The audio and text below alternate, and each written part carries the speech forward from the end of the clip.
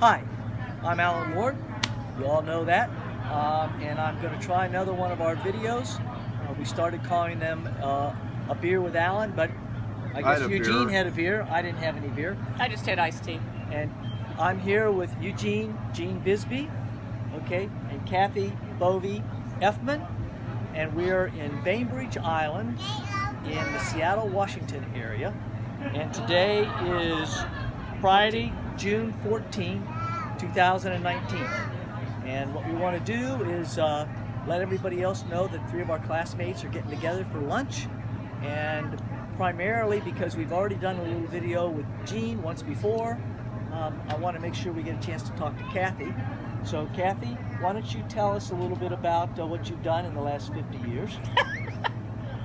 Just in your own, going to school, college. You got 1 minute. No, you got all the time you need.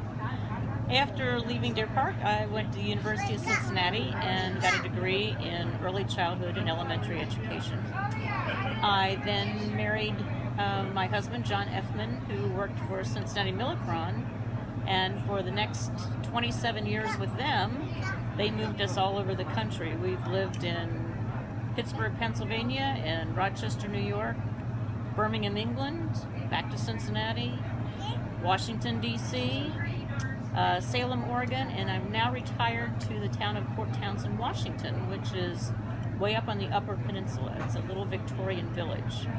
And during that time, I have both taught school full-time, but about 30 years substituted because it was easier doing that than getting recertified in all those states, and also worked for a friend of mine in England who made wedding dresses, and in the time that we were over there, she was picked as British Bridal Designer of the Year, so that was a really fun time in my life doing that. I have two children, Jason, who is 44, and Aaron, who is 40, will be 40, and 5 grandchildren from the ages of 2 to 20 to 23 now. And they are spread out all over the country. The daughter's in San Diego, and our son is in Portland, soon to be moving to Manhattan with his family. So there's been a lot of moving and a lot of exciting experiences that we've had in the last 50 years. So just to give everybody an update, the reason we're doing this is I am still retired, and I'm spending my kids' inheritance, but this time I'm spending on the kids. I'm taking all my kids and grandkids on a cruise that departs from Seattle through the Inside Passage of Alaska tomorrow. And so I started working on getting arrangements to get Cathy, who I hadn't had a chance to talk to the last time I was in town, and Gene, who some of you know came to the reunion. And so, Gene, you can give us any kind of update, what might be new with you, what you're doing, since some of us saw you. A lot of new stuff. Not really. I'm still in a jazz band, 85th Street Jazz Band. I quit the community band and joined a disco funk band that we have had one gig at a Daryl's Tavern, which is a dive up in north of Seattle. Has a poster of Elvis above the stage, so that gives it credibility. But they sold cold beer. Very cold beer, yeah. And still riding my bicycle a lot, still trying to get out, still, taking care of my daughter, special needs, my son still in Santa Cruz. That's about it. Here, I basically spend day to day waiting for an email or phone call from Alan telling me where I'm supposed to go next. He came and joined me at our hotel that I'm staying at for a couple nights before the cruise starts. And he says, well, let's see, this is the 3rd year in a row we've gotten together after 50 years of not seeing each other at all. Right. So I guess we're starting a regular routine. It's a thing, yeah. Cathy, why don't you tell us what you do, some of your hobbies? I know you're doing quilting and some other kind of things. Since retiring up here, I have done a lot of sewing as I had previously, both clothing and quilting, and also am part of what's called Foster Supports, which is going to become a part of a group called Austin Angels. The goal is to retain and recruit new foster parents, because at the present time, all of the county that we live in only has 5 registered foster families. Wow.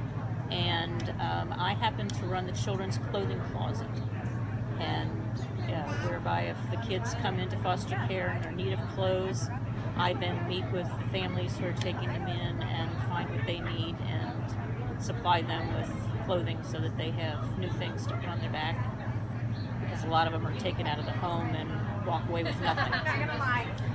So do you work on this organization on a regular, every week basis for certain hours, or? It's a volunteer situation, but I probably put in about 10 to 15 hours a week on it.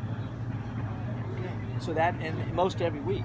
Most every week. Do you yeah. go to like an office or a facility each week, or is most of it at home?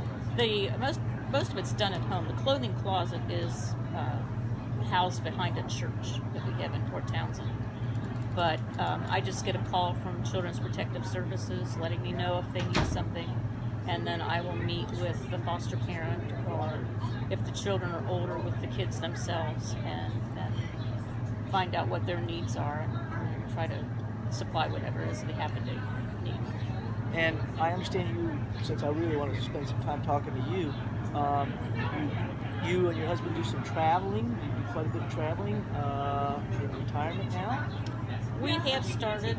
We have a daughter who's in San Diego, and she has a 2-year-old, so we spend as much time as we can down there. And then, as I said, our son and his family are in Portland. It was a lot easier when we lived in Salem to see them. We probably went up there about every other weekend or so, but it's a little more difficult now. We try to see them as much as possible. So a lot of your traveling is related to your family, rather than vacations to some, it has like been. Me, all over the world. Yeah, we went back to England last summer, just visit with friends, and because we've been gone from there since '92, but it was just like old home week. You know, you hadn't seen them in that long, but just slotted right back in. We were there 4.5 years when our kids were 7 to 11, which is a great time to be over there.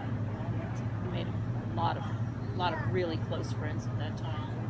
We're headed to Alaska the 3rd of July on a kind of similar trip to what you're doing, but minus the children. Well, we just mentioned, I told you I'm going to do this cruise. That's for a week, but then I'm dropping my kids off, and my wife and I are going to Alaska to do all the rest of the national parks. And we're going to be up there about 18 days. So when we finish the video, I have to remember, for Cathy and I, to match our itineraries up a little bit to find out if we're going to be in any of the same places at the same time, because we're going to be at all the national parks. So that might be kind of interesting. So are you? You're pretty much around the home. Because of the family situation. Mm-hmm. Yeah, I'm trying to think. I really don't have anything. A friend of ours' daughter's getting married in South Carolina, so I'm going to be heading out there in, I think, August or September. But that's about the only travel I have planned, except for around here. Okay. You have any other kind of things you want to share with the group that might be interesting? Well, you were talking about the travel. When we lived in England, it's so convenient over there. We traveled almost every time that we could get out of the country, actually. In France, Belgium, Holland, Germany, Spain, Portugal. Yeah. The next trip that we're planning is to Italy, because we had not gone there yet. It's certainly a lot easier when you're in Europe. It's very convenient. When we were I lived in Bucharest, Romania, as a United States Senior Fulbright Scholar, and for 6 months or so, and like every weekend we'd take off and go to another country. It's kind of like driving from Ohio to Indiana or Michigan or Pennsylvania, except you're going to a different country. And you get a different culture and different food and different environment and different kinds of things to see. So I suppose you did some of that when you went back to England this time too, or did you pretty much stay in England this last We trip? spent most of the time in England and Scotland, because one of my goals was to see if I could see the majority of the Scotch distilleries in Scotland. And Did you make it to all of them? no, Are you a but I Scotch gave it- lover? Oh, I love Scotch. Yes. Oh. Do they have tasting rooms? They do. I have a brother. Right. I have a son-in-law that would like to have a chat with you. Far too often, though, they make you take the tour instead of just letting you taste Oh, the scotch. sure. And you've seen one distillery, you've seen Right. them all. But yeah, I have acquired a great taste for scotch. Wow, that's great. Okay. Do you have anything else you want to add? I used to see some of those stills in the hills of Georgia when I worked down there. Well, There weren't tours though. down They in were the, usually hiding from Hiding, somebody. yeah. down in the Out Caribbean, in the woods. it's all about rum. You know, it's all about rum. And I live in San Juan, Puerto Rico most of the time, and 85% of the Bacardi rum is in San Juan. I personally like some of the flavored rum from the Virgin Islands, but I'm not much of a Scotch drinker, I guess. I never acquired the taste. Yeah, it's you have to work at it. Yeah, I guess so. I guess after the third one, it doesn't make much difference. You're true. The only thing you can tell the difference is how smoky they are. Ah, okay.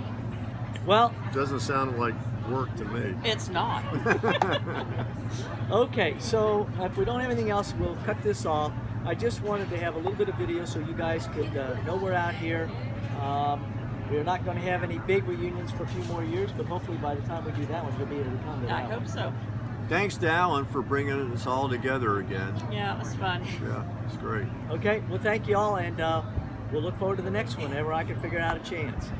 Bye.